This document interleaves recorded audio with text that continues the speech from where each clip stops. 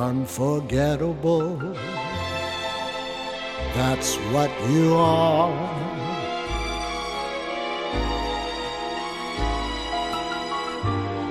Unforgettable, no nearer far.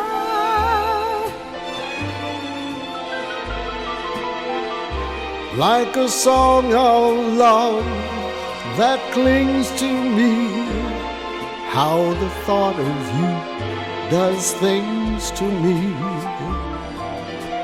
That's why, darling, it's incredible that someone so unforgettable thinks that I am unforgettable too.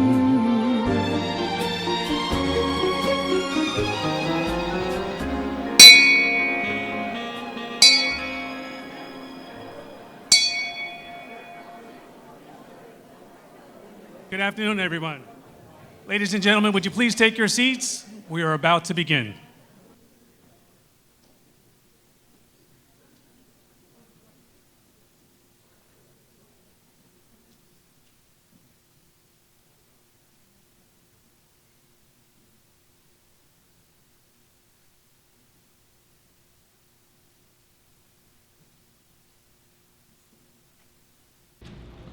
Good afternoon, everyone. It's a great honor to be here. The meantime will consist of playing of taps, followed by presentation of national anthem. During these annual taps, you may place the right hand over your heart, and for those who are current or paramilitary service members, you may render a final hand salute.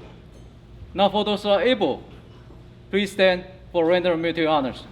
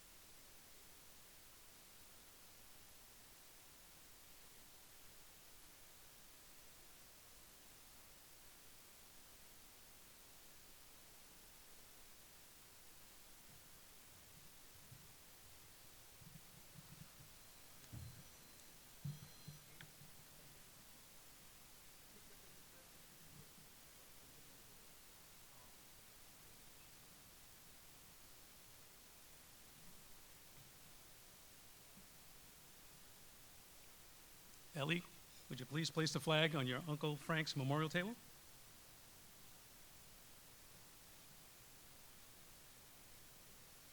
Thank you. And in honor of Frank's service to this amazing country of ours during World War II, ladies and gentlemen, here are the gentlemen. Perfect gentlemen, excuse me. Perfect gentlemen. Stand Navy out to sea, fight our battle cry. We'll never change our course, so vicious foes steer shy. Roll out the TNT, anchors away. Sail on to victory and sing their bonds to Davy Jones, hooray! Blue of the mighty deep, gold of God's great sun, let these our colors be till all of time be done. None. On 7 seas we learn Navy's stern call, faith, courage, service true, and honor over all. Anchors away, my boys, anchors away.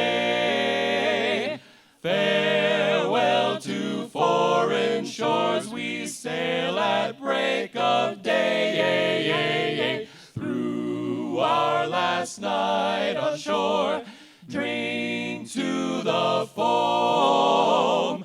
Until we meet once more, here's wishing you a happy voyage home. Here's wishing you a happy voyage home.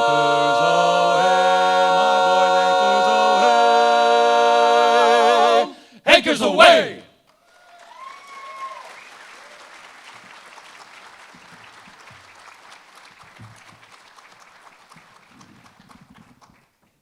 Wow, how was that, huh, guys? Fabulous. Thank you very much. The perfect gentleman. Did I get it right? Okay, let's talk about Frank a little bit.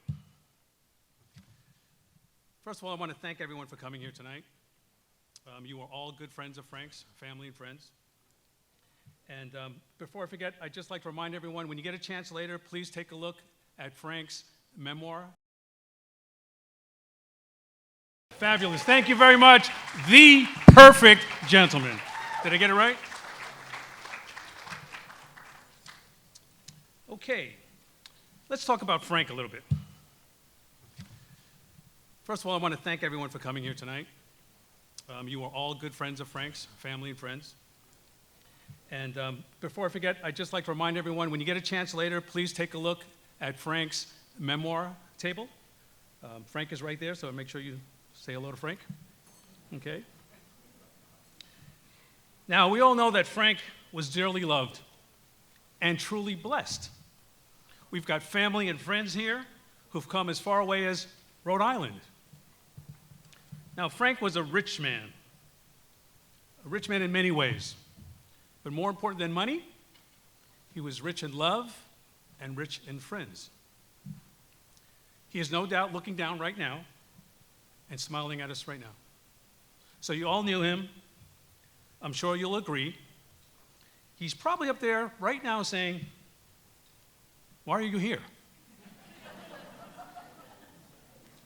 Are you just here for my money?" Quintessential Frank, right? But seriously, I see so many friends here, relatives, coworkers. Heck, even my ex-wife is here. Only you, Frank. There's Ed, one of Frank's best friends. There's Chrissy, who's going to be coming up to speak in a few minutes, Frank's daughter, and her husband, Mark, granddaughter, Grace, and she'll be up again, too. Ash and Adrian, his grandsons. Now, wouldn't it be cool for Frank to know, wouldn't he be so proud that his grandson, Adrian, was just promoted to Deputy Project Manager on Amtrak's new billion-dollar project. Billion with a B. Congratulations, Adrian. And yes, there's Sally, daughter-in-law, son Slater, and the adorable Katie and her new husband Parker. And Katie, I remember you when you were just a teeny bop. And Paul's unable to be here tonight. Let's see, we've got Leslie and Andrea, somewhere here. There they go. And we've got Leslie and Andrea are the nieces, or Frank's nieces. We've got their husbands, Kenny and Peter. We've got their children, Aaron, Skylar, Sarah, and of course, we've got the new star of the show, Ellie. Right? So, that takes care of the Loman family. Now let's go to the other side. So we've got a few of the Loman relatives here, her favorites, Barry Reynolds and his lovely wife, Jill, and Jeff and his lovely wife, Melinda. So thank you for being here. I'd also like to acknowledge a certain table here. We have one table here, let me pronounce this right, nonagenarians and centenarians. Okay, so who knows what that means? Right? So I would like to acknowledge these wonderful ladies. Centenarians, Betty Davidson. Centenarian, Lucretia Duncan. Centenarian, Pat Dreisler. Would you all please stand? No, I'm just kidding. We also have a wonderful lady that I happen to get to know recently. Her name is Marie Sepich. She's 93, and she's got to be the coolest wannabe centenarian. So Marie, welcome. She's here with us, her grandson, Chris. Yes. Oh, Chrissy, where are you, Chrissy? Where's Chrissy? Oh, Chrissy, come on up. Chrissy would like to say a few words.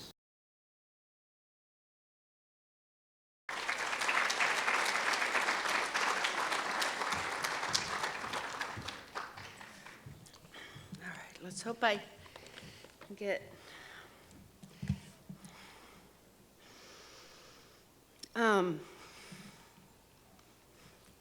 this room is called the Marineland Room here at Terranea, which recalls double happy memories for me with my dad.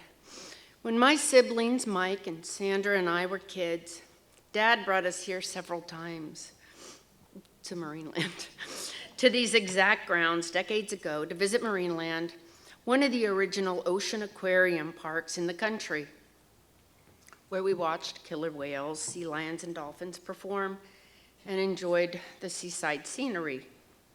Dad also brought us here as adults to Terranea, where we continued to enjoy the lovely view and more good times. Wheelchair walks, lunch with Ed. Ed, where are you?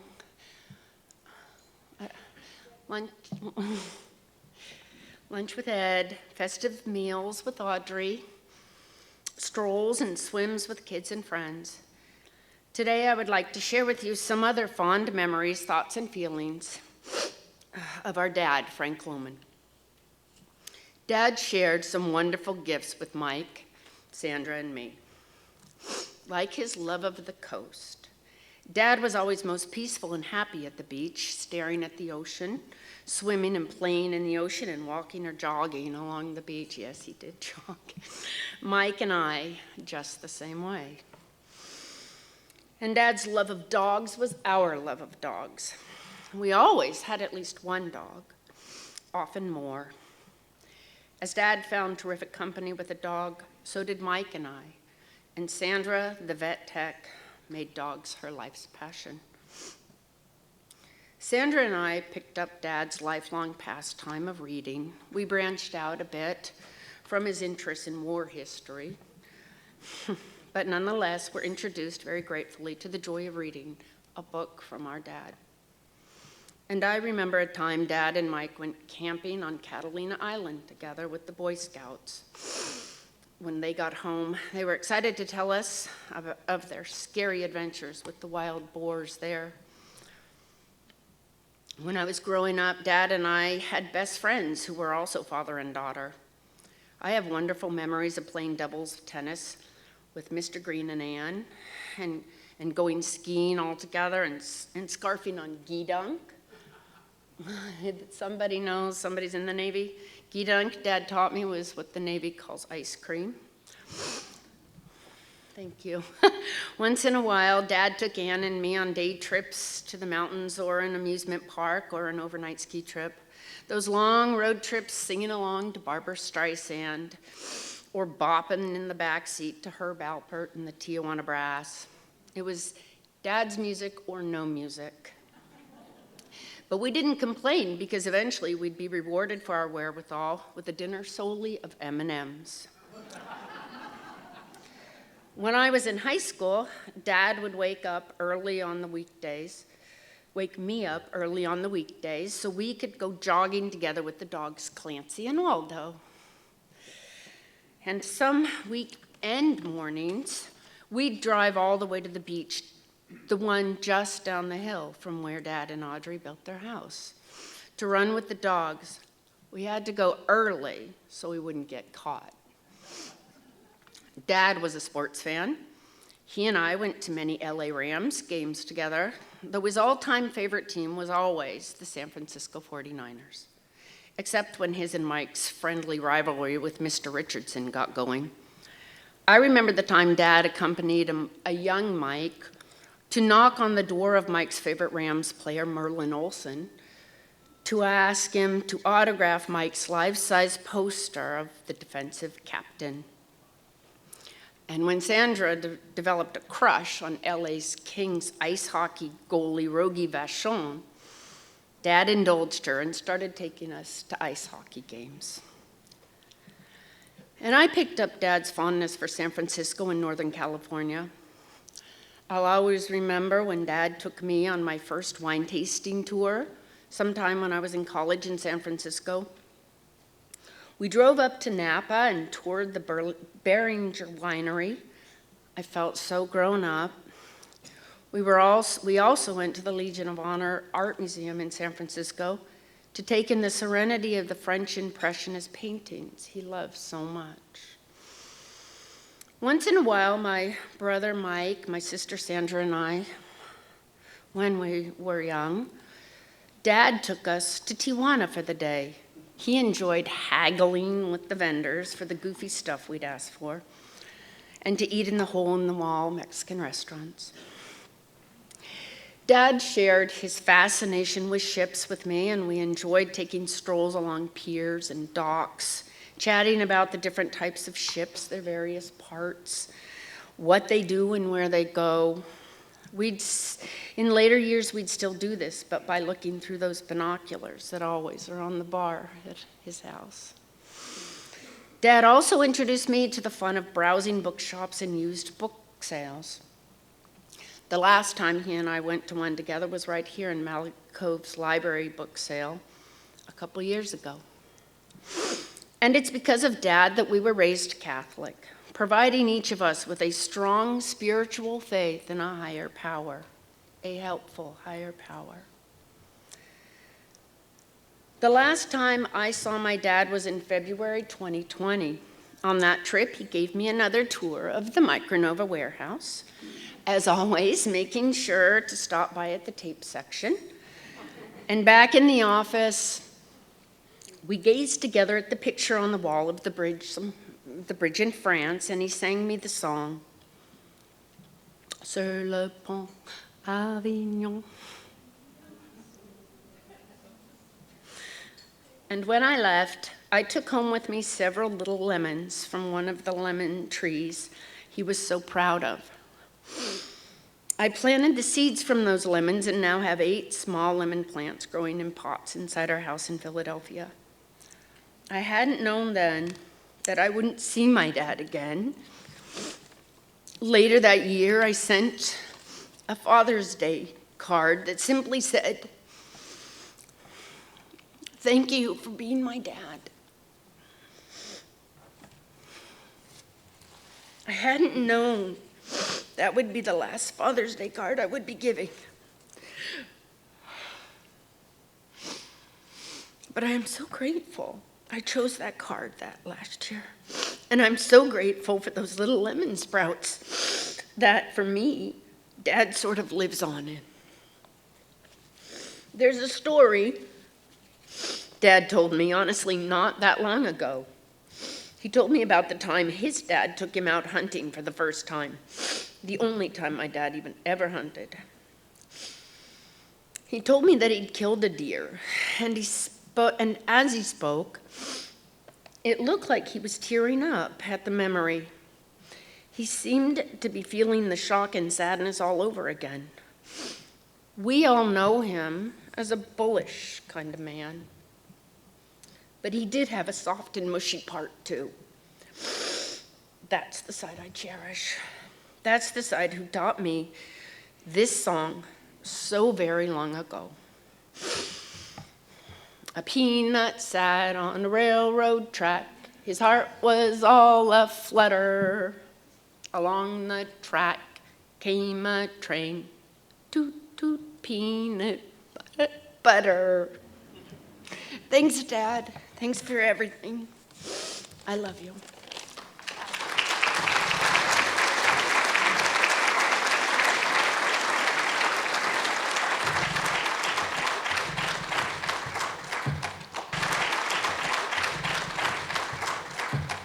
Chrissy, thank you so much for sharing the softer side of Frank that some of us didn't know. It's true. And next, another family member, Grace, is going to grace us with a wonderful song. This song is actually a suggestion from my grandmother, but I don't think I could have come up with a better song myself. My cousins always called our grandfather Granddad, and we always called him Papa. So this is an old German song that has been translated into English and redone multiple times by the likes of the Everly Brothers, Bjork, Susie and the Banshees, and my favorite, Connie Francis.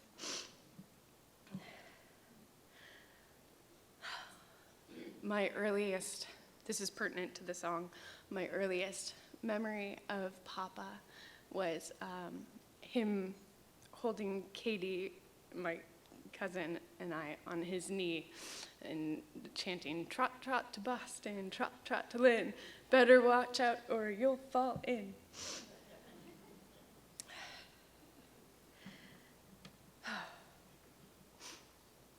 One second.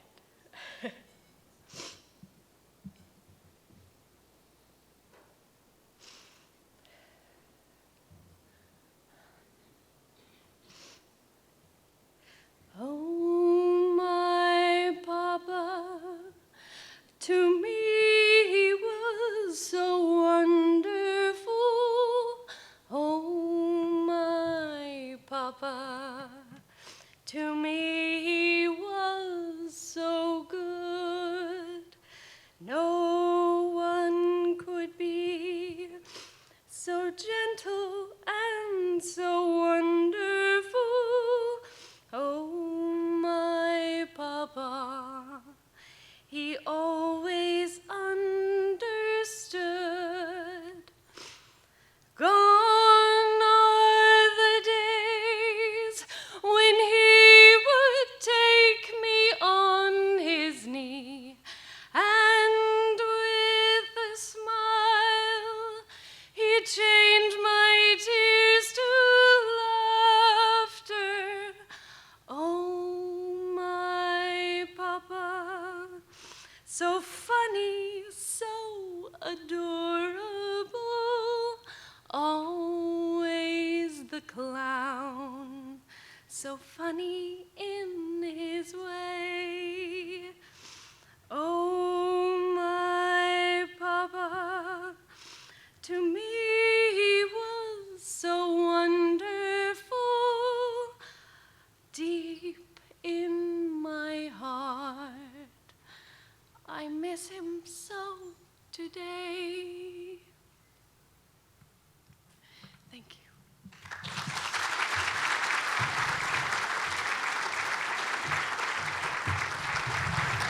you. Beautiful. Just beautiful. So before I continue, I just want to also acknowledge we have in our presence Congressman Darrell Issa from the 50th Congressional District. We also have City Council Member John Franklin from Vista, California. Thank you. So Frank's love for our country and for the military was always very apparent to me in our conversations. My dad was a World War II Navy veteran, so we chatted a lot about that. We spoke about many things over the years, but his service to this country was often a big part of those discussions. So to keep in this patriotic vein, let me reintroduce you again to the perfect gentleman. Oh, beautiful for spacious skies, for amber waves of gray, for purple mountain majesties above the fruited plain. America, America, God shed his grace on thee, and crown thy good with brotherhood from sea to shining sea. America,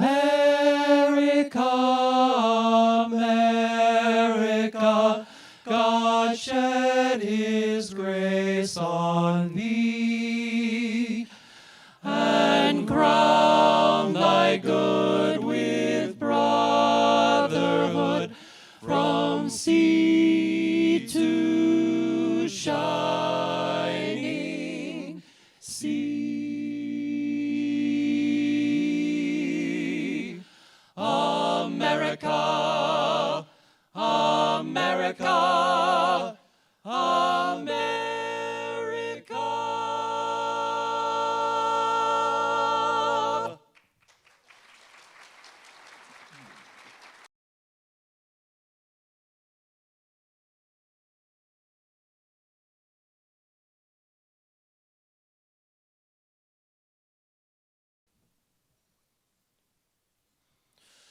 God bless America,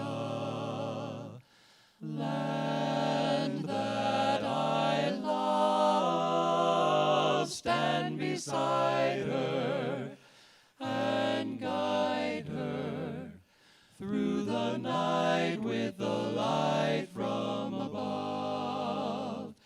From the mountains to the prairies, to the oceans, white with foam, God bless America, my home, sweet home.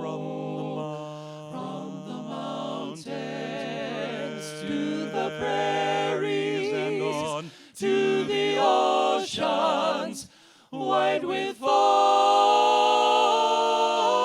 God bless America, my home, sweet home, my home. God bless America, my home, sweet home. America, America, America, America.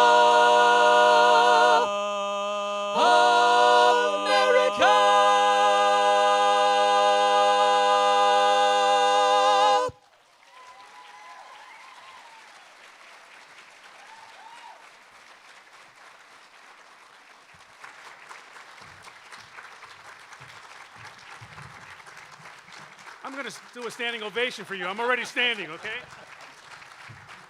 How was that? Wonderful. Excellent.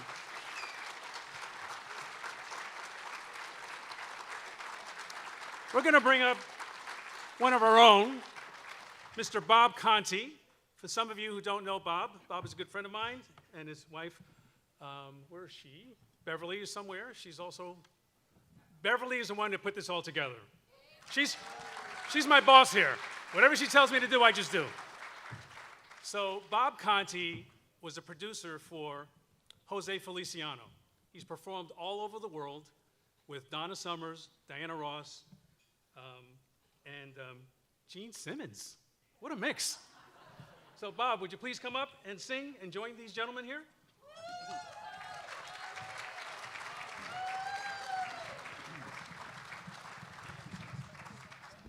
It's an honor and a pleasure to be here with all of you.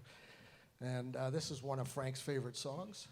So I'd like to do this for you with this wonderful a cappella group. This brings me right back to Brooklyn in the hallways with the bells, so you could get a good echo, a nice sound. And we dedicate this one because I know Frank would love that on all of us here. And yeah. Guys, whenever you're ready. Open your eyes and look around. Pennies from heaven are falling down. Every time it rains,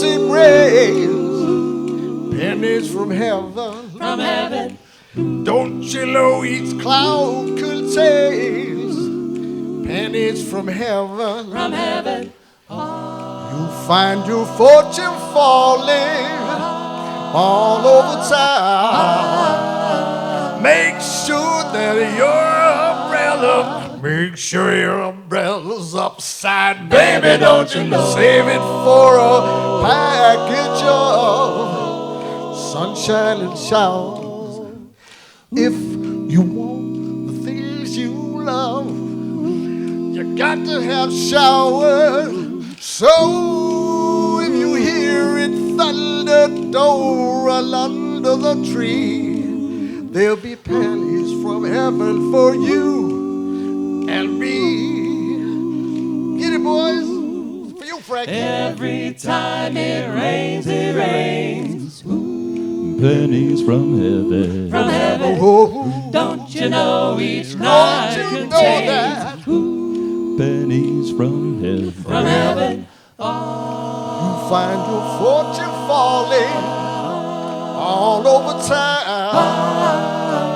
But make sure that make sure your umbrella's upside down. baby, don't you know? Save it for a package of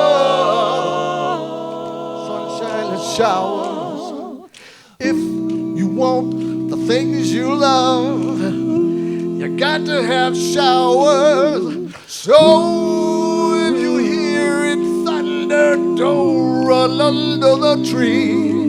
'Cause there'll be pennies from heaven for you and me. Oh, pennies from heaven for all of you and for me. Ba-ba-doo-boo-boo-boo-doo-boo-boo. God bless you all. Thank you, guys. Perfect gentlemen.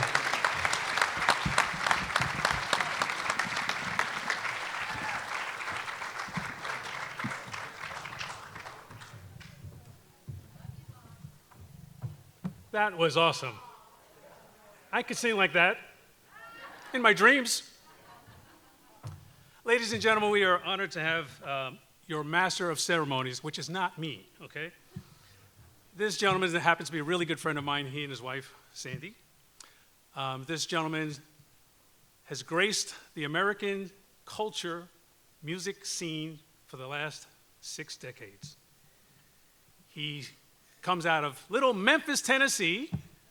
He's performed from radio stations in Memphis, Tennessee, all the way to the Hollywood Bowl. He's a good friend with a very distinguished career. And I really appreciate them coming, especially this weekend, because it just so happens to be their 46th anniversary. Thank you, Sandy, for letting Wink come out and play with us. Oh, by the way, something interesting you might like to know. Elvis Presley, we all know Elvis, right? The king of rock and roll. There were 6 people. I have to look at my notes because I don't know the radio station. WHBQ Radio in Memphis, Tennessee. Years ago, when Elvis Presley first came onto the music scene, there were only 6 people in that studio.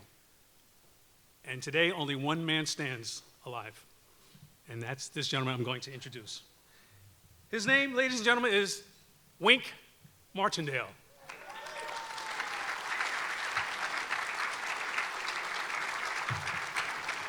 Wink has produced or hosted 21 different game shows. You might have heard Tic-Tac-Toe, or maybe Gambit. And all I can tell you is that he's a patriot, he's a great American. Please welcome my friend, Wink Martindale.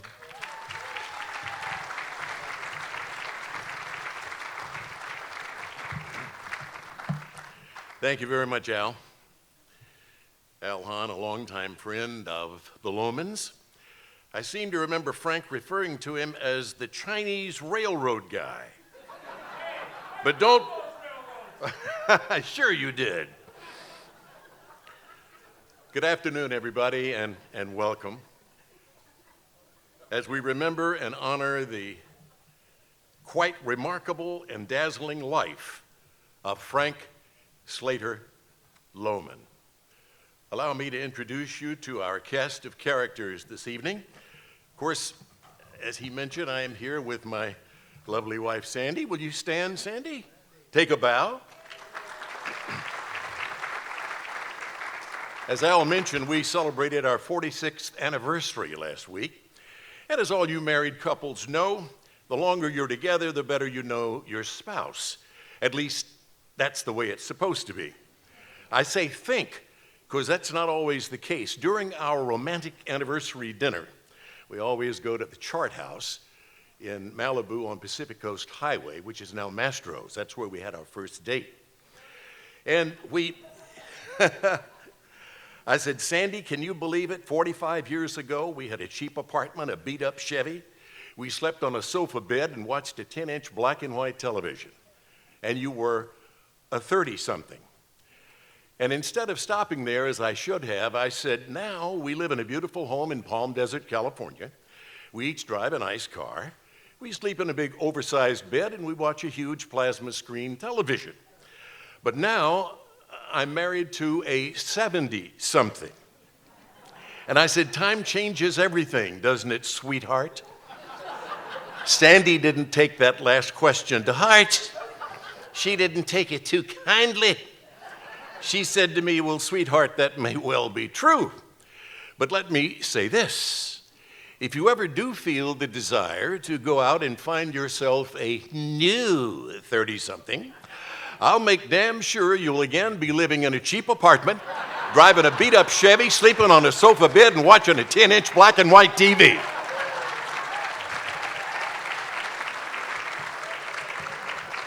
Women have a way of cutting to the chase, don't they, guys? Huh?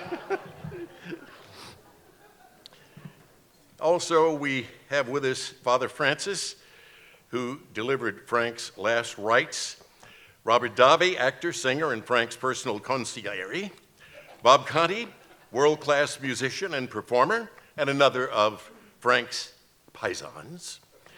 Beverly Zaslow, producer of films and television for PBS, HBO, and MGM, among others. Frank always surrounded himself with beautiful women. He definitely loved looking, and Audrey allowed him to look, but he was not allowed to touch. Beverly and Audrey had a meeting of minds, if you will, and together, these two lovely ladies dreamed up this extraordinary evening for all of us to celebrate the life and times of Frank Loman,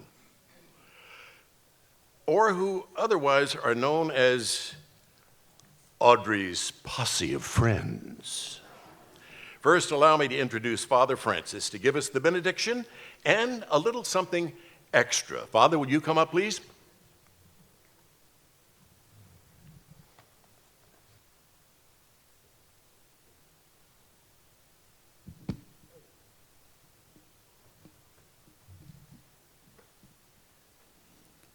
I'm Father Francis. We're going to start first with a prayer.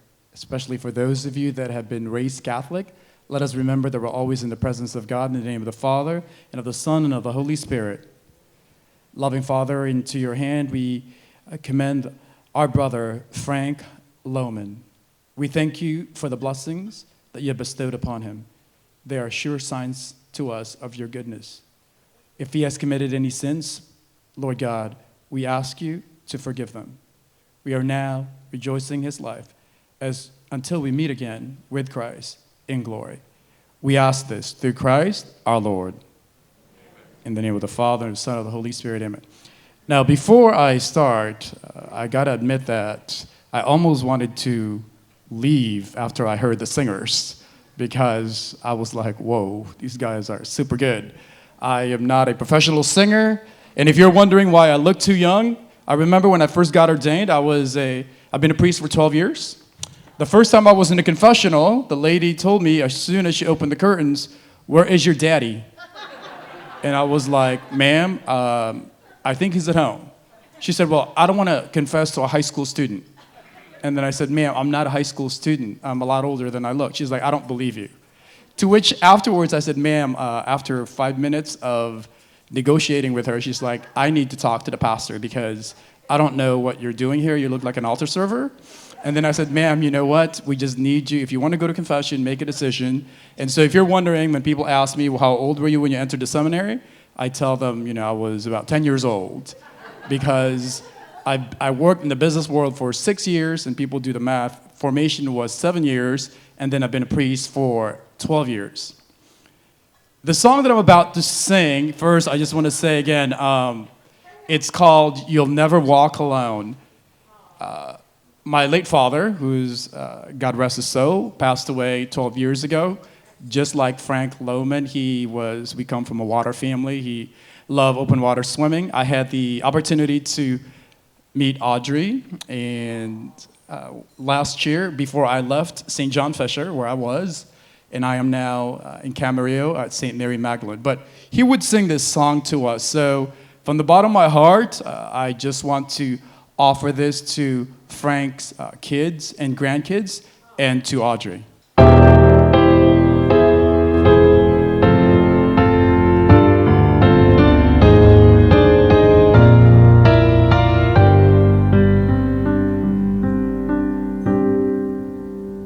When you walk through a storm, hold your head up high, and don't be afraid of the dark. At the end of the storm is a golden sky, and the sweet silver song of our love.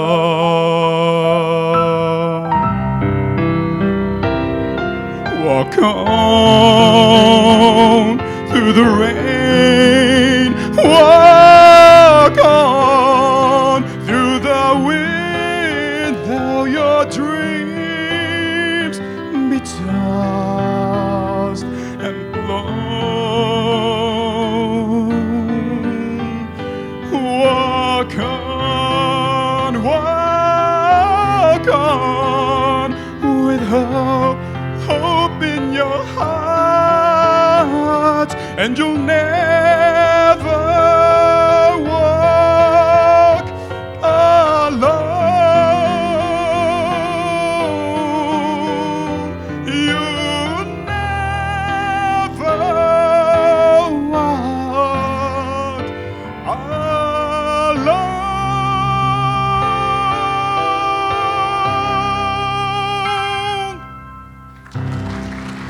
Thank you.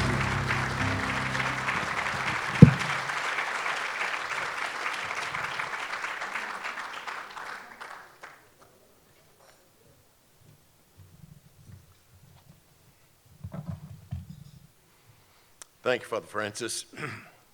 Now I'd like to ask Robert and Bob and Al to come to the podium and join Father Francis up here together. We're going to introduce the toast to Frank Loman.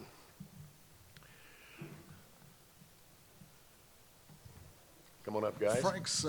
Frank's personal choice was a glass of Jack Daniels with, as most of you know, anybody who's hung out with him, 3 ice cubes, no more, no less, and just a drop of Cointreau.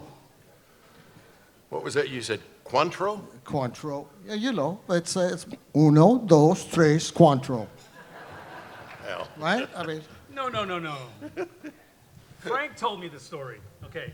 In 1885, after many years of relentless research and tasting, of course, Edouard Cointreau succeeded in creating the perfectly balanced liqueur that to this day proudly carries his name. But when he died in 1923, his sons Louis and Andre carried on the tradition. But it was actually his widow, Louisa, who stepped up production and brought this favorite drink of Frank's to the world. This is important for Frank to let the world know. It's his favorite drink.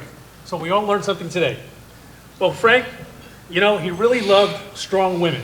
Strong liquor, strong women, right? Who could take charge behind the scenes. Audrey?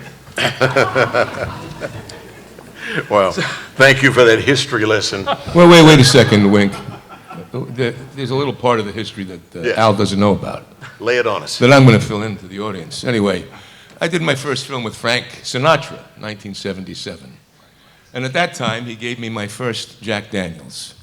Now, Frank Sinatra gave me my Jack Daniels, and he drank it with 4 ice cubes, not 3, and a splash of water and 2 fingers of Jack. Now, when I was at Frank's house, and we were sipping Jack Daniels, Frank Loman says to me, "Oh, you like Jack Daniels?" I go, "Absolutely. I had my first drink with Frank Sinatra. And 5 rehabs later, I'm still drinking a Jack Daniels." And Frank goes, "How do you drink it?" I says, "With 4 ice cubes, 2 fingers of Jack, and a splash of water." He goes, "Nah." He goes, "Let me show you how to drink Jack Daniels." He gave me his Jack Daniels with 3 ice cubes, his Cointreau, and he says, "This is how you're going to drink Jack Daniels." Well, you know what? The second Frank went out, and I'm still drinking that Jack Daniels with the Cointreau because of Frank Loman. that's the spirit. So that's part of the history you don't know.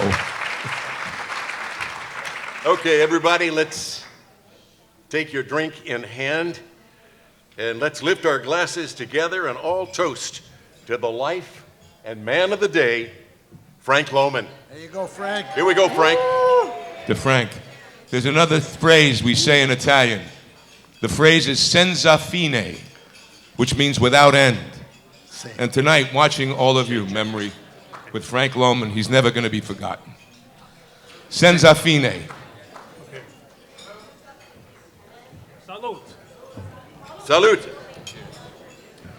You know, now Frank was a little rough around the edges every once in a while, a little blunt, a little rude, right? You know, No. Frank had a heart of gold. He was a sensitive soul. You know, And when you're a sensitive soul, you have to put that veneer on. Let me tell Yeah, you. but he still owes me some money, you know. I mean, Butano de Aula de Garcia. He owes you money. I think you. He still owes me some I money. don't think so. But underneath it all, Frank was a sweetheart, a kind and gentle soul, and that's why I'll drink twice. I'll take another second toast. Frank, wherever you are, God bless you. We all love you. That's why we're here. And Audrey, And to Audrey. you too, sweetheart. You know, Frank lived to be 96 years old, and I'm seeing some of his family for the first time, and it's It's heartwarming, right? very moving. Yes, it is. You know, I saw the napkins on the table, and when Chrissy got up to speak, Bob Conti took the napkins off the table, and I needed them. That's right. You know? So it's because God bless when you have a memorial, I think what it does, it touches on the soul of all of us and people we've lost. Right. And it's such a wonderful tribute to have to wait a year. So it's just very moving. And I need napkins. That's all. I had too many Jack Daniels with Cointreau. No. You just got. Thanks, guys. That's a lot of soul right there. He's That's saying what Rat Pack, right? You know? They want to think Italians are all tough guys. I got a question for you. I was just curious. How you doing? You doing all right? You doing all right? How you What do you mean, doing? how am I doing? How you doing? You see, I was not a Goomba Squad guy. I grew up on Long Island. I went to college. That's a Goomba Squad answer. Yeah, that's the guy why comes up to you. You got goes, a problem "How with you Brooklyn? Doing? I'm, all right. Brooklyn, All right. I'm you know. doing all right. How you doing? I'm doing all right. You doing all right? Yeah. Forget about it. I figured that. Forget Forget about about it. We're here for Frank, and here you are You know, arguing with Frank me. always thought I was part of the mafia.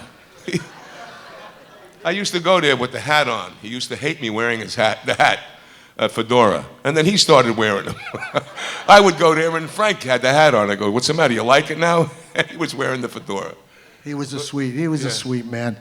He does still owe me money, but that's all right. I'm forgotten. It's already gone. It's already done. I doubt that, but hey. God bless him. One more time for Frank, huh? Cheers. Salute. Frank, for the family. There's another Audrey. Italian saying, Centali, And I to all gotta of you. say, God bless you all. 96 years old, and Audrey's loved. Frank loved her. When I would go to the house sometimes, "What are you doing here?" That was the gruffness.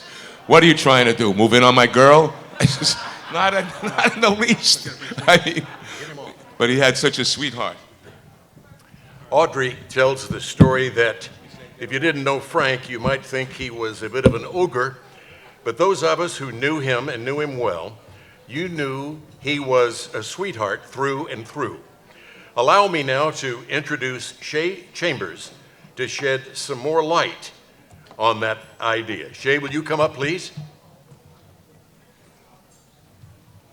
Shay, where you be? Here she comes. Shay Chambers, everybody. Thank you.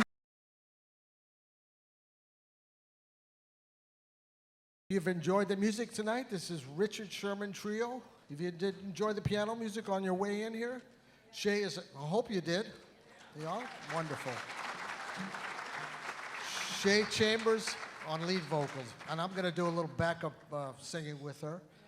They tell you to back way up. Okay. Way back. Okay.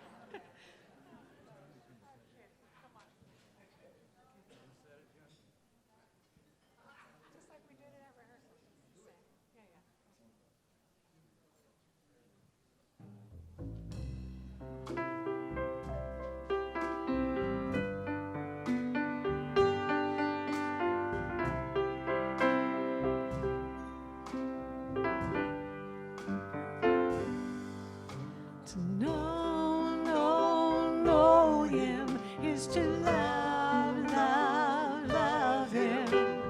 Just to see that smile makes my life worthwhile. To know him is to love him. And I do, and I do, and I do. Oh, I'll be good to him. I'll bring joy to him. Everyone says that one day I'll walk alongside of him. To know him is to love him. I do, and I do. Why can't he see how blind can he be? Someday he'll see that he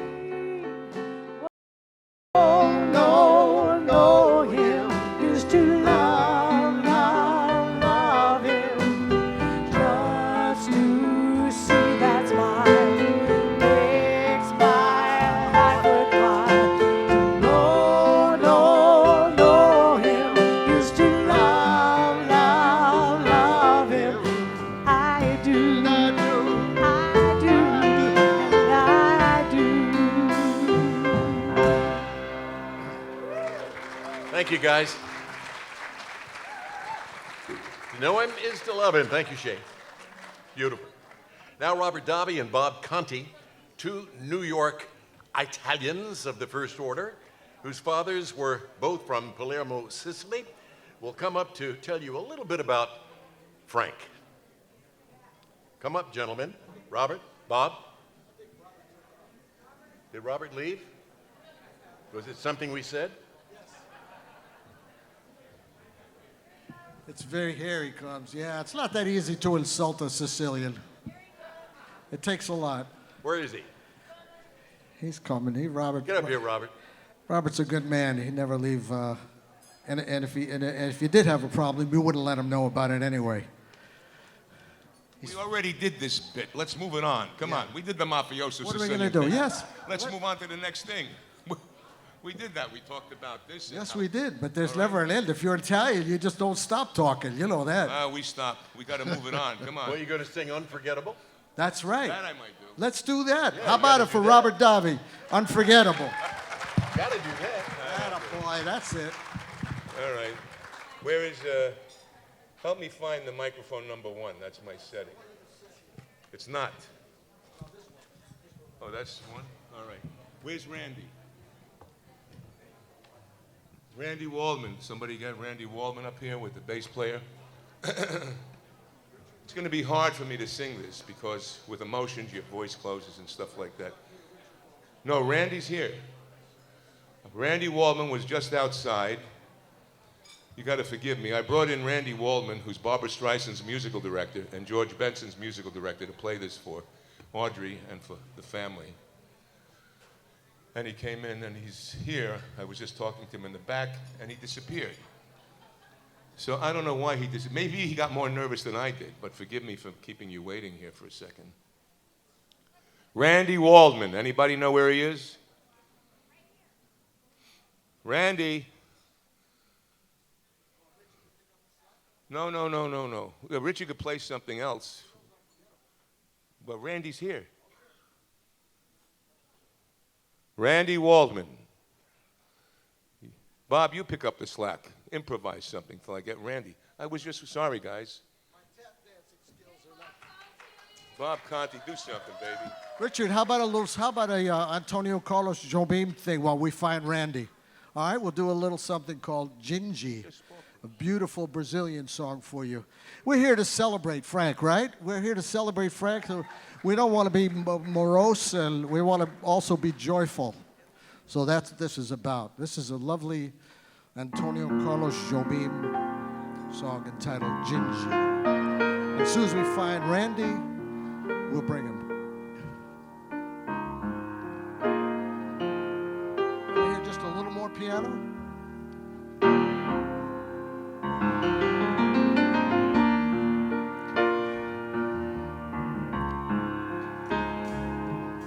Sky, so vast is the sky, faraway clouds just wandering by. Where do they go? Oh, I don't know. Nobody knows. Wind that speaks to the leaves, telling of stories no one believes. Stories about love belong to you and me. Oh, sweet Jinji, like the sound of the wind through the leaves, that's how my heart is singing. Jinji, happy to be, oh my Jinji.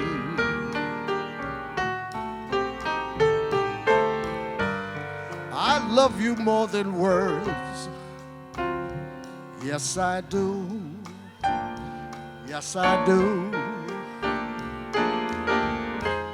And I'd let you go away if you take me with you.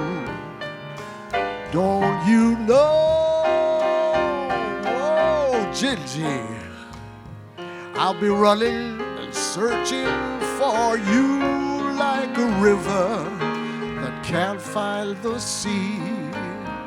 That would be me without you, my Jinji. Richard Sherman on the piano. Yeah, thank you.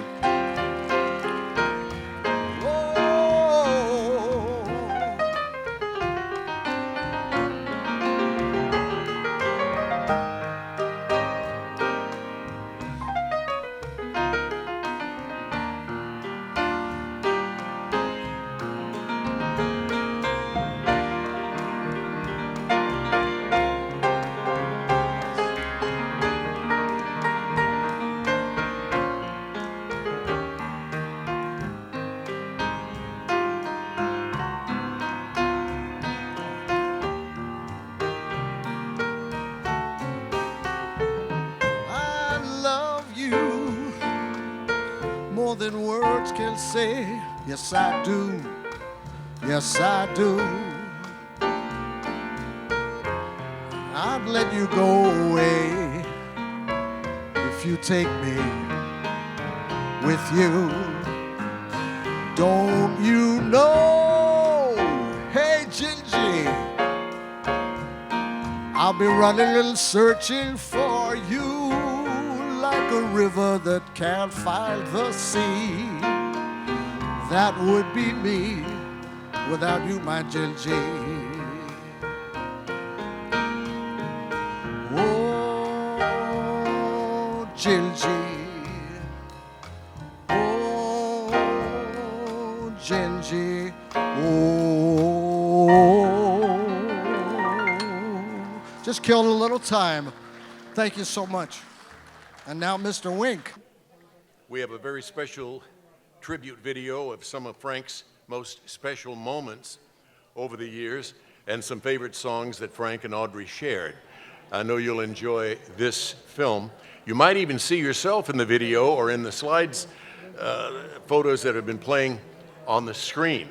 After the video, the Richard Sherman Trio will play during dinner, featuring celebrity vocalist Shay Chambers, and maybe we can persuade Bob or Robert to come back up and grace us with some more favorites. After dinner, a few people will recount some fun stories about Frank. If there's something you'd like to say, please feel free. So please sit back, enjoy dinner, and we'll carry on. Can you ask me something, Wink? Yes, sir. I want to ask Wink something real quick. How did you get the name Wink? Well, Wink is a short for Winky. I was Winky in the neighborhood when I was about 8 years old, and then when I got into show business, I shortened it to Wink, and it's worked well for me. So, Absolutely. I wish I had a better story than that, but that's the fact. Well, it is your real name. Winston Conrad Martindale. And Wink, what a great story. I wanted to ask him that for decades, let me tell you. 1 second. Okay.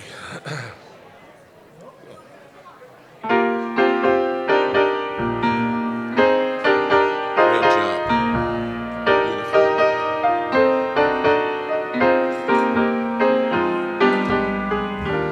Unforgettable. That's what you are. Unforgettable, though near or far,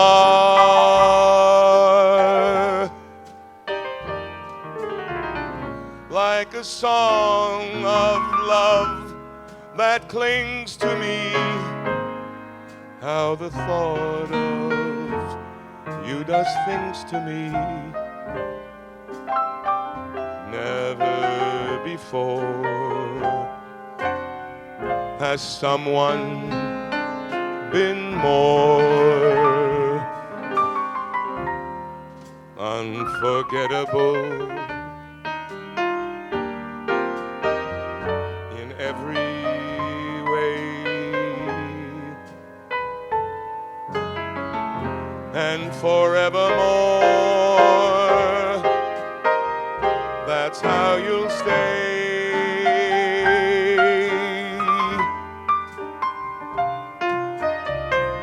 That's why, darling, it's incredible that someone so unforgettable thinks that I am unforgettable too.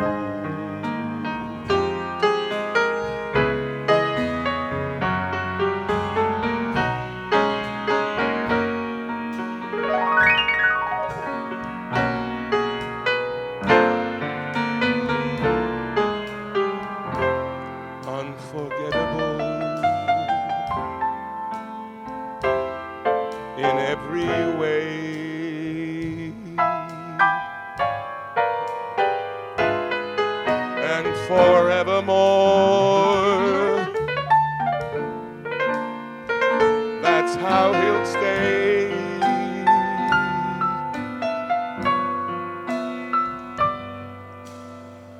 That's why, Frankie, it's incredible that someone so unforgettable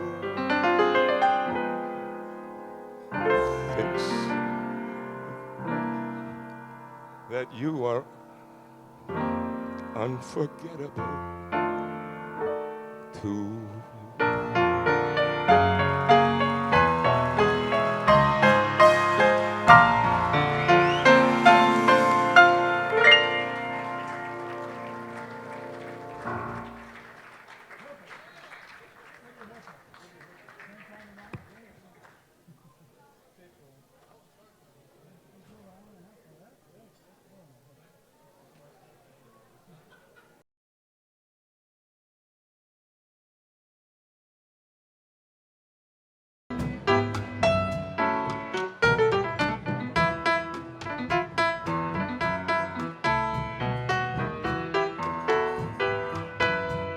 There was a boy,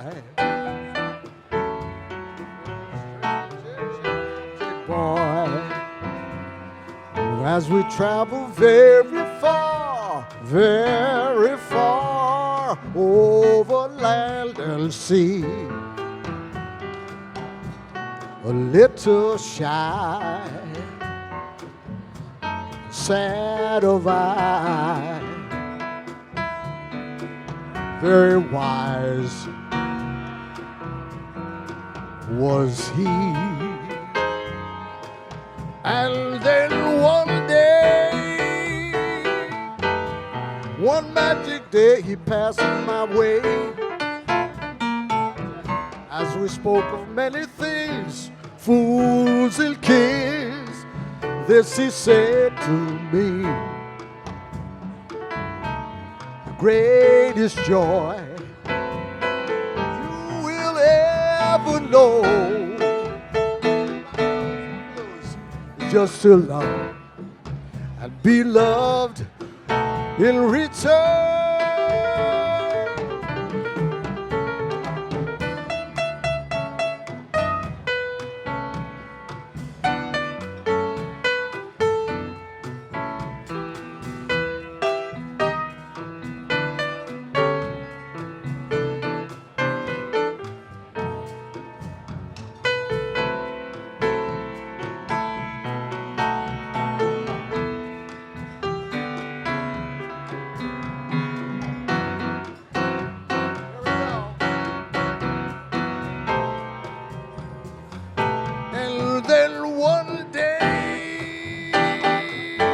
Passed my way, and as we spoke of many things, fools and kings, this is what he said to me: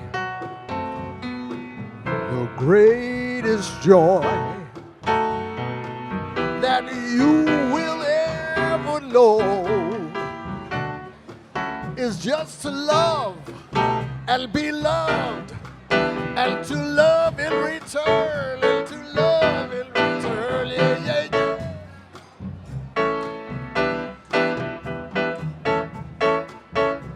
Oh yeah, oh yeah.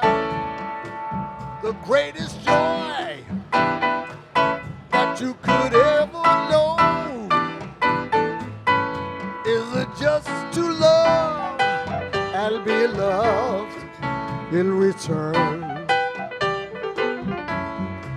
to be loved in return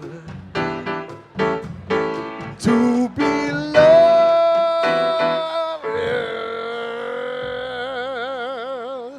in return.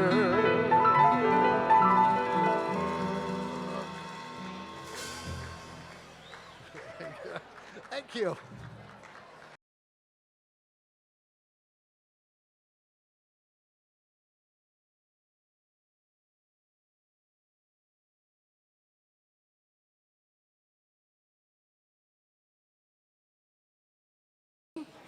Okay, so this is an evening about Frank, but it's also an evening about Audrey, because Audrey is a Frank life of his life.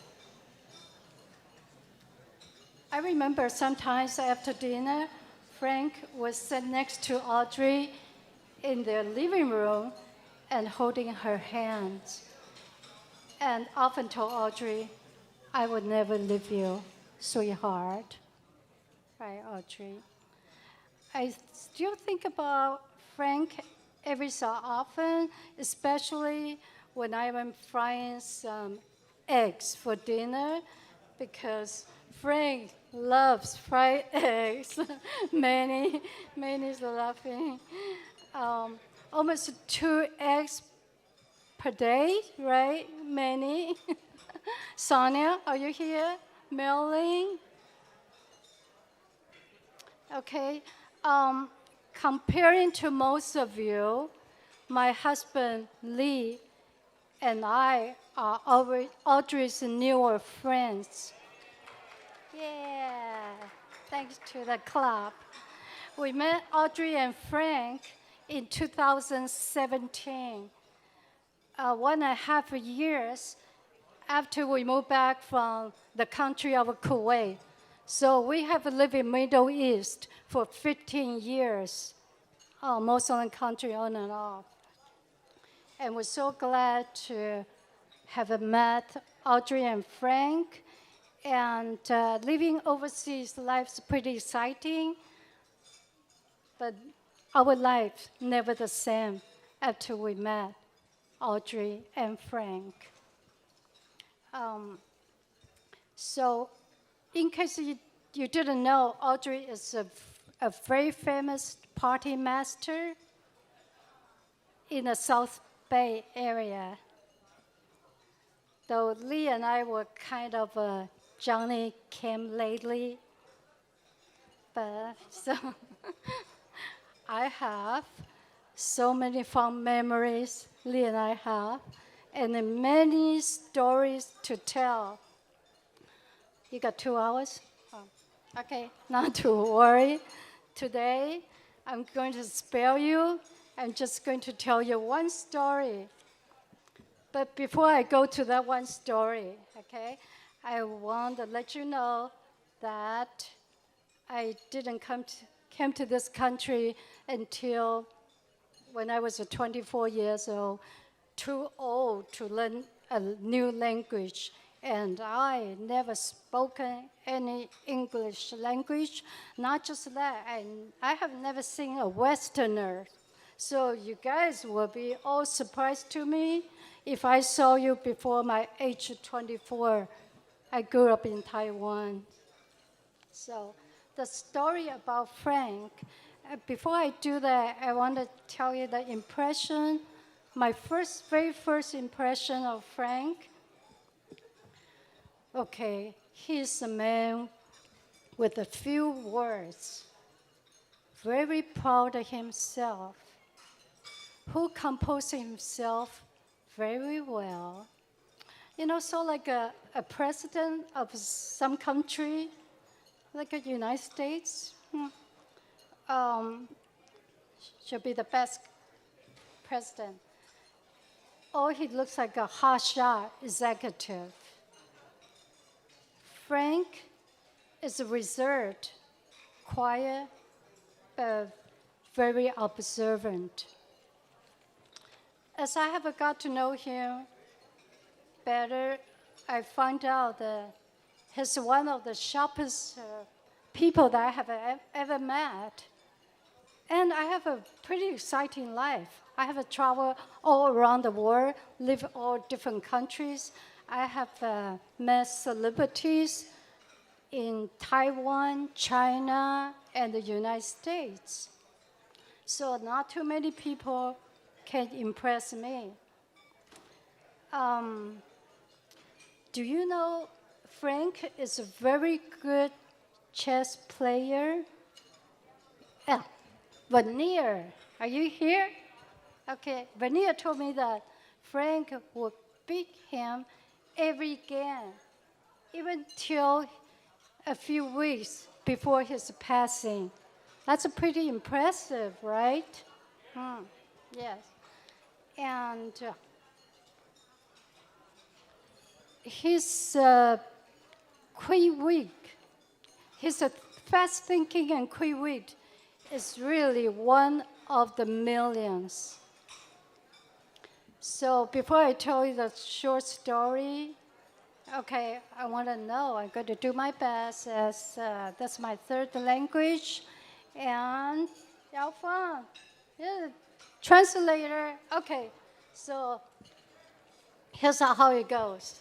Okay, one hot summer night, Audrey, Frank, Lee, and I was sitting in the dining room table, and Manny was in the kitchen cooking. There comes kamikaze. We heard the buzzing coming over to the beautiful dining room and heading to our kitchen and the table. And that goes Manny, the world-famous chef. He ran over with a spatula, tried to catch the kamikaze. So we go, the plane. Oh, it's a bird. No, it's not a bird. It's a fly. A very exclusive taste fly. So many go like this. And Marilyn, are you there?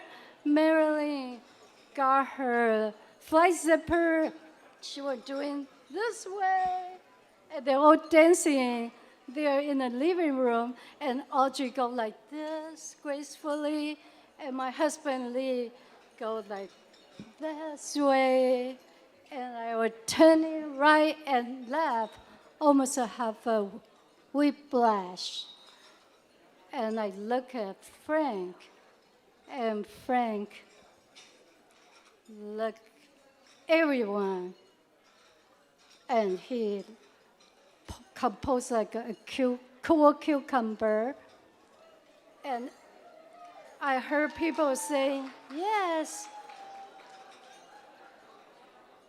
When I heard people saying that, almost got it here, there, oh, darn, and Frank go like this, the speed of the light, and I was too amazed, dumbfounded. I go, oh, Frank got it.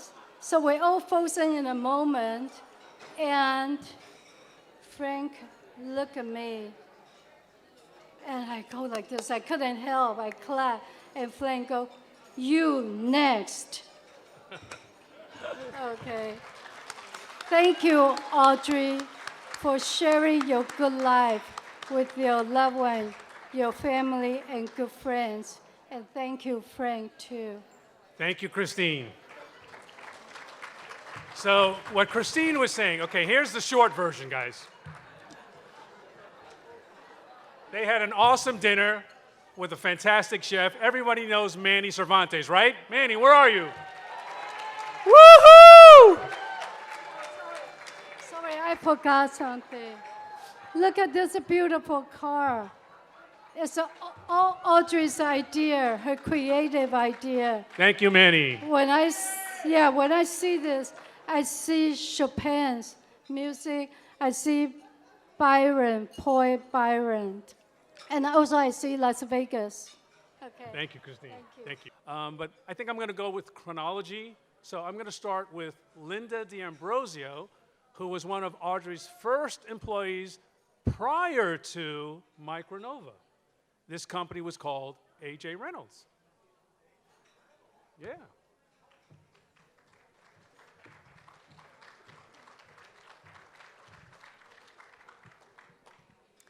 Good evening, everybody. I know we all have a different journey on how we ended up in Frank's life in one way or another, but all of it goes back to this evening, and it's because of Audrey that we're here. So thank you, Audrey.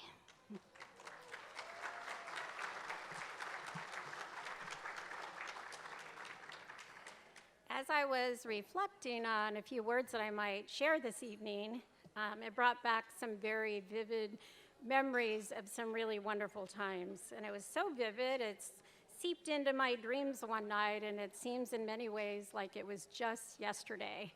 But what that reminded me of is how important it is to guide our thoughts and what we say and think, especially in the times that we're living in now. My journey with Audrey, I was rounded up like many people in her path, and the way she rounded people up reminded me a lot of how Jesus rounded up the disciples. She found them in different places throughout her journey as well. She found me in a restaurant one evening, and I came over to say hello to her. She had beautiful blonde hair and beautiful blue eyes, as she still does. And she said, I'm starting this company, and I have all these different colored tapes, and they're pressure-sensitive tapes, and I'd like to talk to you about it. Well, I had no idea what she was talking about, but she had enthusiasm, and she had warmth, and that's what caught my attention. We soon after met at Victoria Station. I know I'm dating myself, but we sealed the deal on June 14th, which was very special and symbolic to me because it's Flag Day. And because of my meeting and securing the deal with Audrey, I ended up not just with a job with two people that were very patriotic and cared about their country and the direction that it was going, and not just cared about it, but they were actively involved in making a difference. Enthusiasm wins, obviously, and when you get a chance, look that word up because that's the spirit that lives in Audrey's heart and also in Frank's heart. Enter Mr. Pressure Sensitive Tapes, which sometimes he was also Mr. Pressure Sensitive. Frank afforded me, as Audrey did, working with some incredible experiences. It was beyond just selling tapes. And it became a whole new world where I discovered that it was more than just duct tape and scotch tape and electrical tape. Anyone that has anything to do with technology or watching your TV or you're looking at your watch, there are special tapes that go on printed circuit boards. I had the opportunity to work with Universal Studios with a special tape that had to withstand a certain low temperature to go on film cans. There's also yachts that it went on and airplanes when it's being masked to be painted. But one of my coolest experiences, the second coolest experience, was sitting down at McDonnell Douglas when they were looking for a pressure-sensitive tape that would withstand high temperatures to go on the tiles for the space shuttle. And I'm like, how cool is that? Thank you, Frank, that the tape that I provided to them got to be part of the space program. I would say my very favorite experience was going up to Lockheed. I had the address, but I didn't have a suite number. It was up at a hangar, and all I could do was wander into the first door that I come across, and I was completely awestruck. I think the people observing me understood why I was awestruck because I was staring at Air Force One during the Reagan administration. The door shouldn't have been opened, but a couple of young men quickly came over and asked who I was looking for. I said someone to talk to about wing walks. As you might know, Audrey has sold many products over the years. One was socks that go on your feet as you're walking on the wing to an aircraft. And they said they were interested, and I gave them my card, but as I left, I realized they were the feds. They were the Secret Service agents that were wondering why I was in the hangar where the prized possession was at Air Force One, but they also left the door open. When I started working for Audrey, I barely turned 18 years old, but I communicated that I was a few years older, so I would seem more mature. One day I sat down with them as I realized I was getting 3 years older than I really was, and I thought they would just be great. You're younger than we thought, but they were actually kind of floored. They thought I was more mature.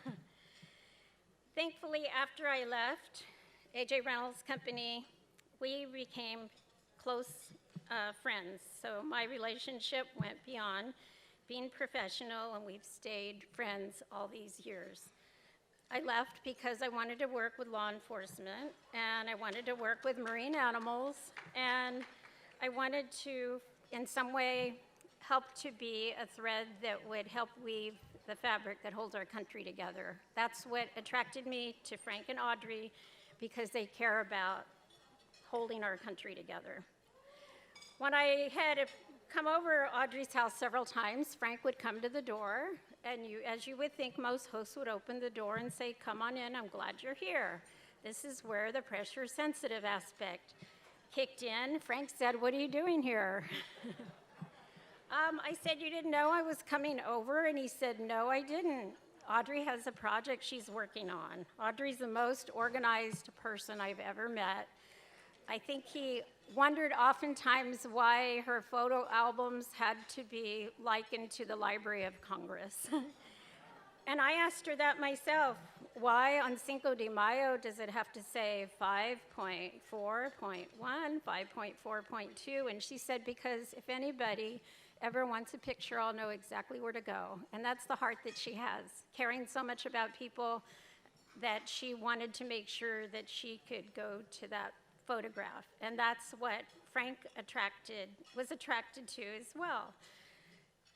Speaking of Cinco de Mayo, Frank enjoyed having small gatherings with people, and he went along with having large gatherings like this and being a wonderful host. One day, Frank was heading off to the golf course, and Audrey said, "Great, enjoy your golf. When you get back, we'll have a few people over, and we'll have some Mexican food to celebrate Cinco de Mayo." Soon as Frank left, Audrey got on the phone, and she got busy. He thought there would be a few people, but he didn't know that she was going to grab a few people from this street, and a few people from that street, and a few people from this part of her life and that part of her life. I couldn't wait to see the expression on his face when he walked in the door. Of course, it was that of amazement, because there was over 100 people there, mariachis, and a caterer, and he's like, "What is going on?" Frank always had that boyish look about him. He always had a wonderful love for animals. I think that was also a great connection that we had. He loved his dogs. I don't think I ever saw a can of dog food at his house. He would always cook chicken or steak and mix it with rice and vegetables and treated his animals like royalty. One day when his dogs passed on, he wanted to get another dog, but Frank was heading into later in years, and it wasn't really feasible. Audrey said, "It's not a good idea to get a dog anymore." I love the way Frank thinks that he's relentless and he doesn't give up. And he's like, if I can't go get an animal, I'll find a way to get the animal to me. Well, by working with animal training with marine mammals, I realized what he implemented is called successive approximation. It's when you use a series of small steps to achieve the desired end result, which is what Frank did with a neighborhood squirrel. Thankfully, he always had plenty of pecans and peanuts on his table, and he found a way to approximate the little squirrel into his house that would be a staple during times when they had guests, flying across the couch, and that was his buddy. He was happy having his little buddy with him. One time I was over Frank and Audrey's house, and we were going to go to the wedding of Jane and Clark at the Palos Verdes Country Club, I believe it was, and Frank asked if I'd like something to drink. And I said, "I'll have some water, please." And I think he really felt bad that he didn't restock his bottled water. So he said, well, you're just going to have to drink it out of the sink. And I was back at him and said, well, I'd rather drink it out of a glass, Frank. He had a cute little smile. I'm very grateful that I had the opportunity to meet both Frank and Audrey. Frank is quite a patriot. He's just a world-class person. I thank him for his service in many ways, even after he left the Navy, but because he served our military in the U.S. Navy. I'm also thankful now because of him being in a place where he has a perfect body, he's at the peak of his youth, he's in no pain, and we will once get to see him again one day. Thank you, Frank. You are greatly loved. Thank you, Audrey.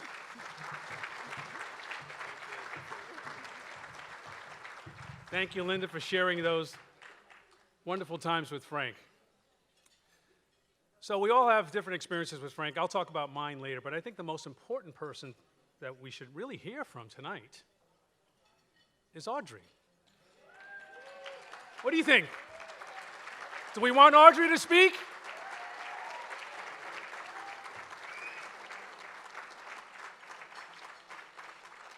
Ladies and gentlemen, Audrey Loman.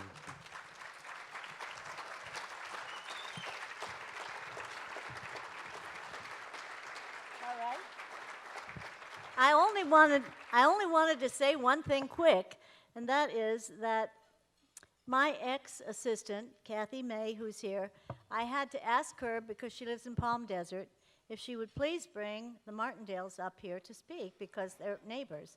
Well, they didn't know they were neighbors then, but as it turns out, they live right around the corner from each other. And I also want to tell you that getting up on the stage with these shoes on reminds me, one of my very, very, very special favorite friends in the whole world said to me, you could get all the way to Catalina in those shoes. But what I want to ask you, your indulgence, so Kathy, my ex-assistant who brought the Martindales, her son just flew in here into town. He's one of these young guys in the movie industry, and he only has about 20 minutes, and he said, God, I had to come here to wish my mother happy birthday. So I thought it would be appropriate if he came up here and said happy birthday to his mother.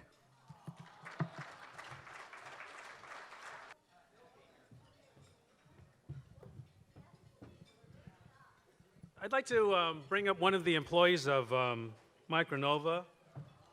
She's been there for 33 years. And she's grown from assembly, supervisor, wonderful lady. She's brought in so many people. She's helped so many people, not just with their economics, but also with their families, acclimating, learning the language, speaking, working hard, and just through Audrey and Frank's tutelage and inspiration, these people have just excelled. So I'd like to introduce Celia Rojas. Where are you, Celia? ¿Dónde está Celia? Oh, there you go.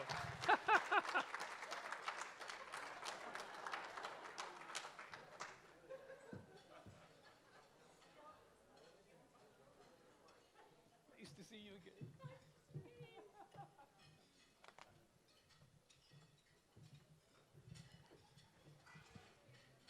Hi, everybody.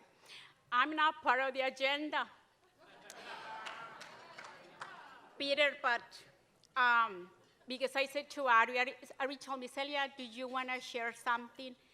You have 2 seconds. I said, no, Ari, because I'm going to spend the whole day I have so many memories about Frank.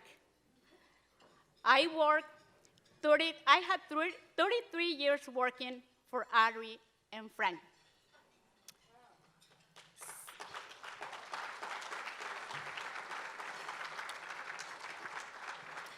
When I start to work for Ari and Frank, if you notice my English, I can speak only this much. Thanks to Deborah for helping me with my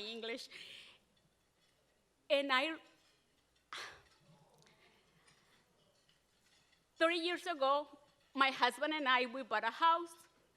So for takes to close escrow like 2 months. So Frank said, what happened? Why you don't have your house yet? I said, I don't know, Frank. I think the owner, he don't want to sell more. What? You say? Which bank you deal in? I said, can't remember the bank name. So I don't know how he called the president of the bank, and he said, I'm Frank Loman, so you better do it, whatever you had to do it, but you had to close the escrow right away. Because if we not, I want to sell you to my bank.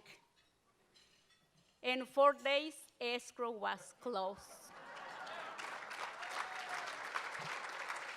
So when I go to work to Micronova, Frank said, what happened? I said, Frank, do you call the bank? No. Yes. I can stay here and talk about wonderful things about Frank and Audrey. But I don't want to, I wanted you guys enjoy. Thank you, Audrey. Thank you to do it this memory for Frank. Do you know that I call Big Daddy? Because when I say Frank, he said, are you mad with me? I said, nope. So every time I had to call Big Daddy. So thank you very much. And Frank is going to be here all my life. Thank you.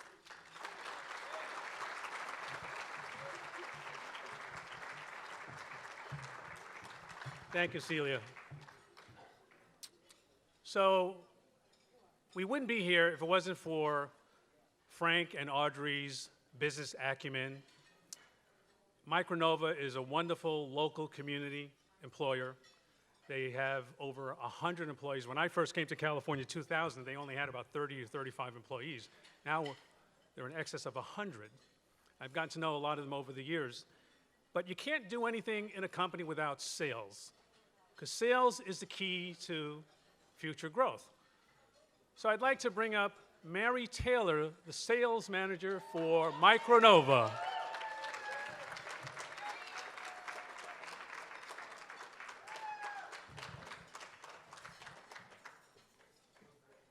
Hello, everyone. Oh, perfect. Okay, so we wanted to, as a sales team, Frank was our mentor, friend, confidant. You know, all us salespeople, we hang together, and we don't really like to talk to anybody else. But we wanted to remember them. So you'll see these ornaments up there, or little cards. And what I did is I asked each of the sales team and Deborah to think of one word that spoke to them about Frank, and then 5 more. And so we made these, I bought these little wood frames, stained them myself, put the varnish on. Then I hand wrote each one of these.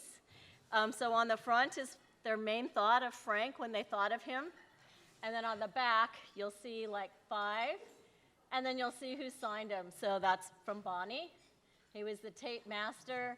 He had a big heart, and he loves Micronova. So each one you'll see is from one of the staff. And I'd like the whole team of the sales team to stand. And we're missing Tom. He's over in Scotland. But Deborah's there, too. So there should be 8 of us. And it'll be something that Audrey, we gave it to her last year, not too long, I don't know whenever I gave it to her, but it'll be something she'll always have and what our thoughts were. And those of you who know tape, I just want you to know, if you ever see them in person and they look laminated, oh no, they're not. So we took, after I wrote these out, and they're coated on each side with a 2-inch transparent polyethylene pressure-sensitive tape. And then, no, not 3M. I'm sorry on that. Should I say who it is? No, you don't care. Anyway, I know. And then we taped it to the back. So you can always see that, and you'll see the clear tape. And but as you'll notice, although he's our mentor, We loved him, and you'll see all his kind parts are what you see up there. And like I said, I was telling Deborah, so yes, he loves to mentor us all, especially me. I clearly needed the most mentoring. But he's still mentoring us because I wake up in the night and Frank is speaking to us. So thank you all and have a great night.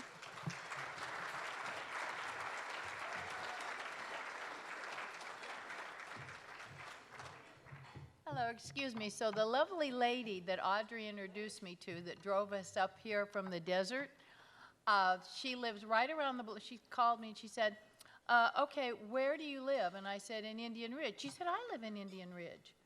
I said, you do? I said, she's right around the corner from us. So Audrey is continuing to do the wonderful things in her life, and she introduced us to this lovely lady who is now going to be my lifelong friend. And her son is here, and they just happened to be out the door for a minute, so I went and got them and brought them back in because he's going to wish his mom a happy birthday. And this young man, I understand, has some of the hottest clubs in Hollywood. Woohoo! And I saw a picture of him with Paris Hilton. Oh, yeah. Yeah, wow. You're all more than welcome to come tonight. We'll see you at Nightingale. And I grew up in Palos Verdes, and grew up here with Audrey and Frank, going to their house for like Christmas and holidays and all that stuff. So I've always thought of them as family. So I appreciate you. And happy birthday, Mom. Love you.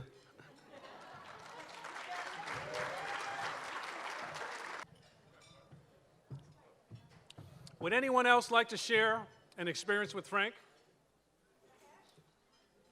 Well, while you guys decide, don't be bashful. Oh, Congressman Darrell Issa.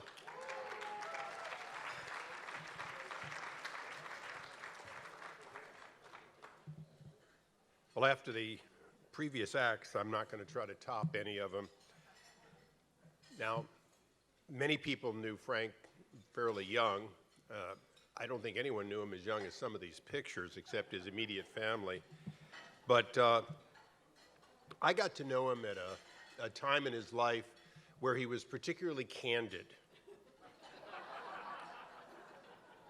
Now, I'm not here to roast him. Well, I'm going to do my best. But I think for his family that's here, there is a lot to be said for a tribute to somebody who, I'm going to paraphrase just a piece of somebody that died the year I was born, which was a long time ago. Dylan Thomas famously said, "Do not go gently into the good night." And when I was thinking about what to say about Frank, I'm going, Dylan Thomas had it right. He did not go softly into that good night, at least not until the very, very, very end. And I think at that point, Audrey got a word in, or two. Not that you didn't try for a lot of years, but he really was sort of that special person who said what he thought as soon as he thought it. And I'm just going to share a kind of an interesting opportunity, Audrey, that you gave me some years ago. You held a party at your house, and the master of ceremonies, more or less, was Bob Hoover, who, of course, everyone knows escaped from a prisoner of war camp and went back to fight and became perhaps the second best known but the best pilot of all times. And so I got to be between these two World War II veterans, each of them rather shyly talking about, yeah, there's a lot of us old guys, and then making comments about old guys acting old. And so I just want to share that I never saw a man as up in years who resented old people as much as Frank did. And in all fairness to the elderly table that was introduced, he'd be hanging out looking for younger babes if he were here. Just, Audrey, you'd be one of them. And so I think we've heard a lot about the greatness of this man and his long life. But I think that for me, as someone who met him in that last decade, I just can't think of somebody who should be celebrated more for being candid, let's just say about as politically correct as Donald Trump. He'd give him a run for his money, he really would. You heard that, yeah. And I think we should very much celebrate that. So if you've got any of that whiskey left, if not, go get some more. And let's just really drink up and enjoy the tribute to somebody who lived life to the fullest and did not go gently into that good night. Thank you. All right, I'll tell you something really quick about me and Frank. So, you know, Frank and I used to talk about history, railroads, and he used to joke around about the Chinese building railroads and all that stuff. I know, I was there. I built those railroads. All right? So anyway, Frank loved two things besides Audrey. He loved women, and he loved pigs. He just loved pigs because he just respected the intelligence of the animal. So pigs were his favorite animals besides his doggies, right? But one of the things that we used to talk about were trains. Not because I'm ethnic, okay? But we would talk about trains throughout the 1800s, you know, the East, the West coming together. He loved trains so much. I said, Frank, if you like trains, do you like to play with trains? He goes, I love trains. So I said, you know what? I talked to Audrey about it one time, and we decided we're going to build him a choo-choo train.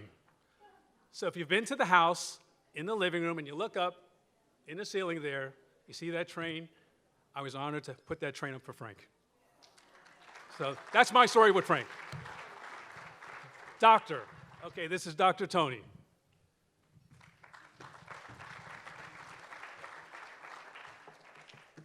Mine will be short because it's too painful for me to stand up. I'm Tony Aloya. My connection to Frank and Audrey has been through my wife, Denise Guzman. Audrey was one of Denise's first clients as an attorney years and years ago, and at one point was in-house counsel for her company. My story happened 30 years ago.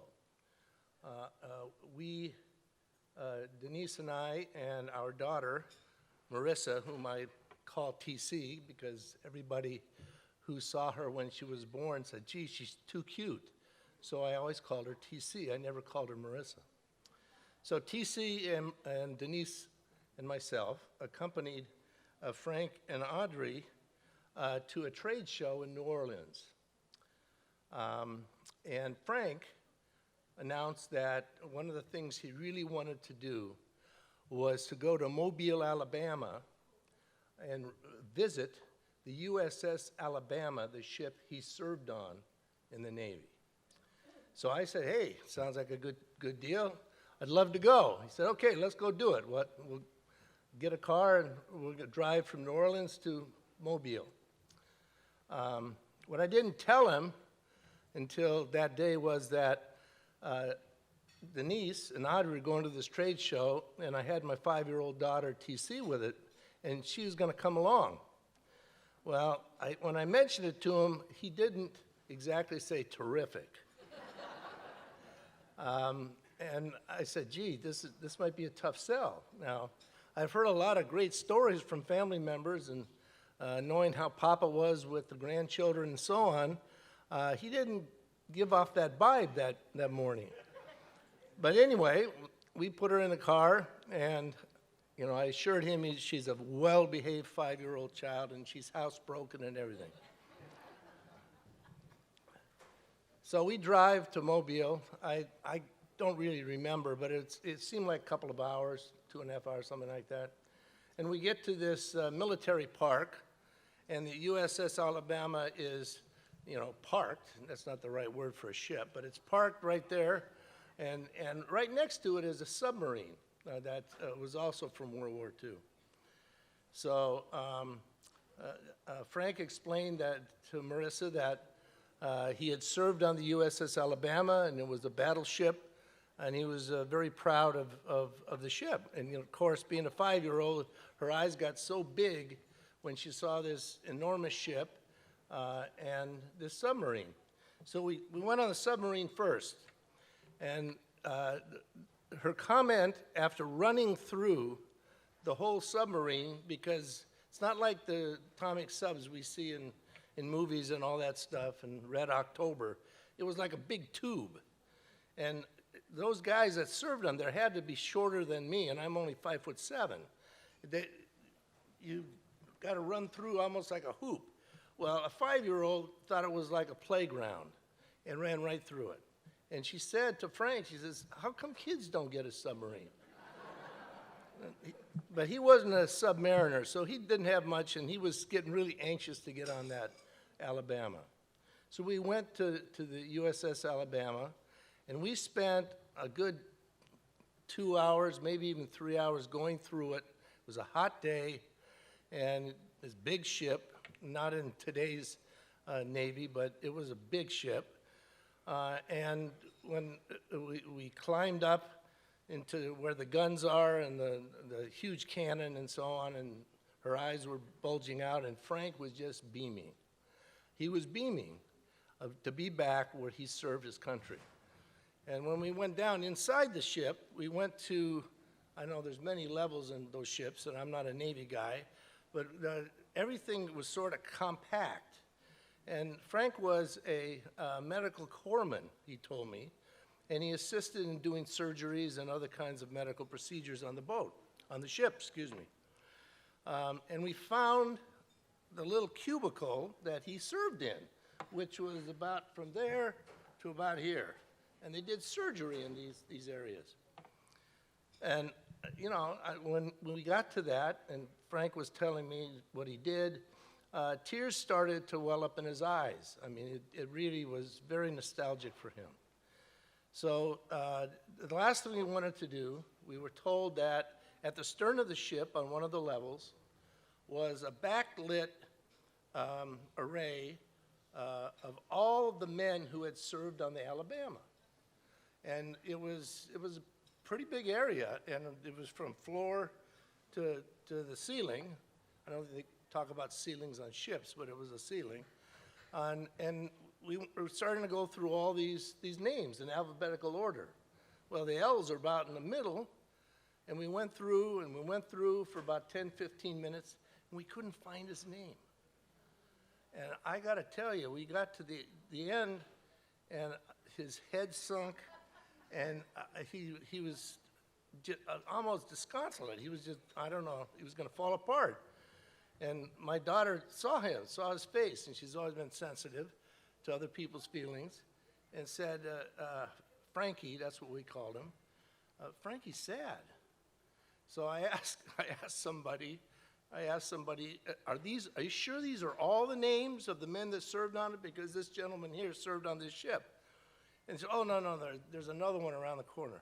So Marissa goes run around the corner, and although she was reading, it was way up at the top, and one of the rows, there it was, Loman, Frank, and his rank. His face lit up like, I don't know what you'd call it, just the brightest beam you ever saw, and tears came to his eyes again. He stood up straight, and I thought he was going to salute or do the whole thing.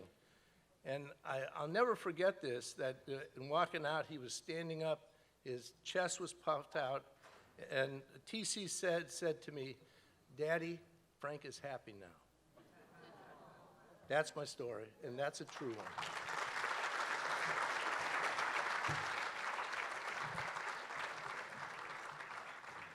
Would anyone else like to share a wonderful story, heartfelt story about Frank? Here we go.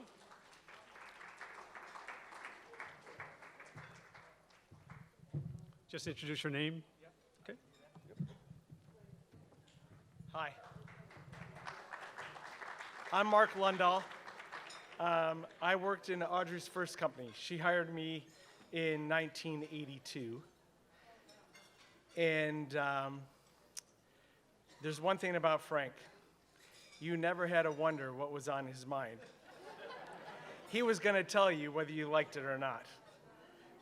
So I have a lot of those memories. But there's a few things that I remember. Frank was really good about work-life balance.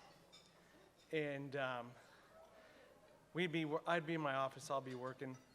He'd come in the afternoon. He's like, come on, we're going to play golf. I'll be on the phone. He would not leave the office. he would interrupt until I would get off the phone, and he'd like, come on, we're gonna go play golf. Or the other thing he used to do is he'd say, nobody said anything about this yet. I'm going home to take a nap. Frank loved his naps. So he's like, I'm going home to take my nap. Come wake me up at 3 o'clock or 4 o'clock. And he's like, we're going to go play golf.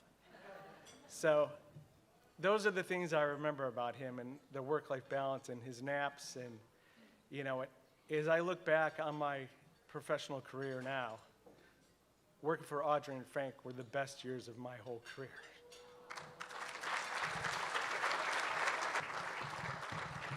Thank you for sharing. So you guys know Frank and Audrey, they're basically multi-international people, meaning they love each other, right? They are well-traveled, and they have obviously different backgrounds. So Frank was French and German, and Audrey is Irish and Scot. So because of that, in honor of that, that is the food, the cuisine that you are being served today, okay? And I'd like to also bring up someone to speak, good friends of theirs. Mahesh Mahita and Malti Mahita, are you here? There he is. Okay, there he is. Take your time. I'll eat your food.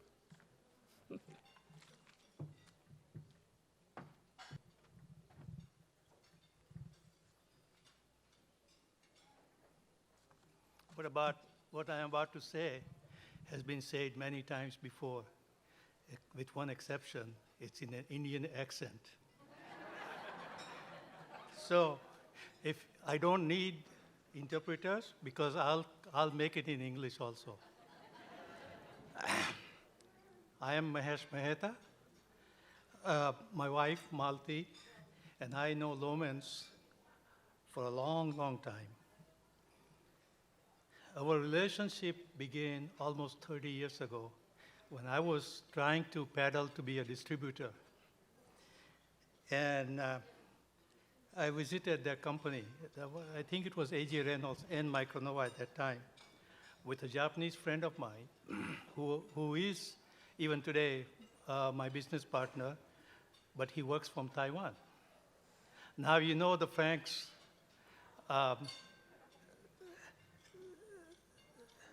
his patriotic nature. And that's when I found out, when I said about my friend that he was my business partner, what I experienced about his patriotic nature is that he was not sure about working with people whose ancestors might not have been very friendly during the war years. And so my first impression of Frank was, this guy is a tough cookie, you know.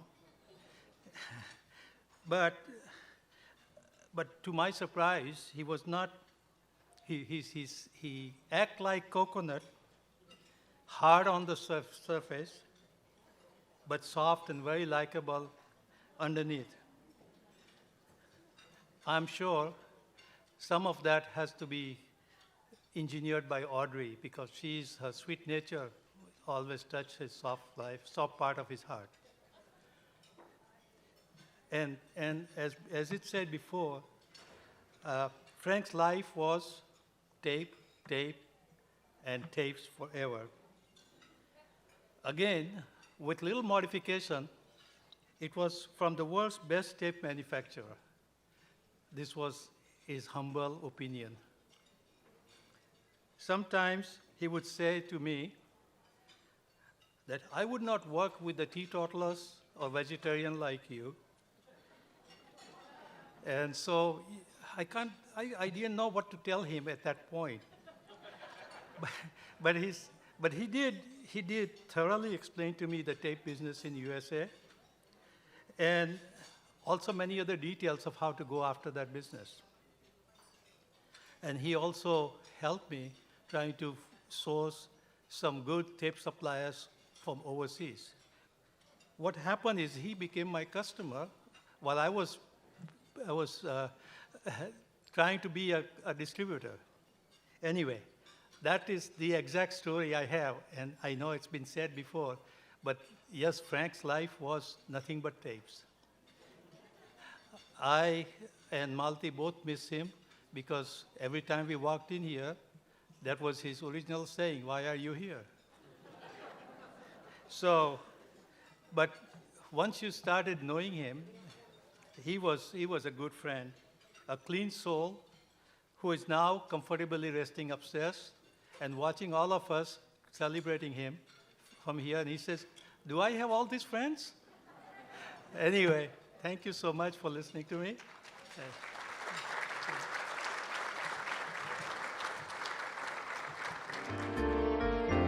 Unforgettable, that's what you are.